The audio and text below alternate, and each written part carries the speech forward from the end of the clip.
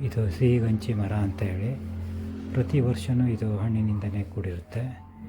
ಇದು ನೋಡಲಿಕ್ಕೆ ಲಿಂಬೆ ಆಕಾರದ ದೊಡ್ಡ ಸೈಜಿನ ಹಣ್ಣಿನ ರೂಪದಲ್ಲಿ ಇರ್ತದೆ. ಇದು ಒಳ್ಳೆಯ ರೀತಿಯ ಆರೋಗ್ಯಕ್ಕೂ ಒಳ್ಳೆಯ ರೀತಿಯಿಂದ ಆಗುವಂತಹ ಒಂದು ಹಣ್ಣು ಅಂತ ಹೇಳ್ಬೋದು. ಮತ್ತು ಈ ಗಿಡಕ್ಕೆ ನಾವು ಯಾವುದೇ ರಾಸಾಯನಿಕ ಗೊಬ್ಬರವನ್ನು ಬಳಸದೆ ಬೆಳೆಸಿದಂಥ ಗಿಡ ಇದು. ಮತ್ತು ನಾವು ಇದಕ್ಕೆ ಯಾವುದೇ ರೀತಿಯ ರಾಸಾಯನಿಕ ದ್ರಾವಣವನ್ನು ಸಿಂಪಡಿಸೋದಿಲ್ಲ. ಎಷ್ಟು ಹೂವು ಬಿಡುತ್ತೋ ಎಷ್ಟು ಕಾಯಿ ಬಿಡುತ್ತೋ ಅಷ್ಟನ್ನೇ ನಾವು ಒಳ್ಳೆಯ ರೀತಿಯಿಂದ ಅದಕ್ಕೆ ಈ ಮಡ್ಡಿ ಗೊಬ್ಬರವನ್ನು ಹಾಕಿ ಬೆಳೆಸಿರ್ತೀವಿ.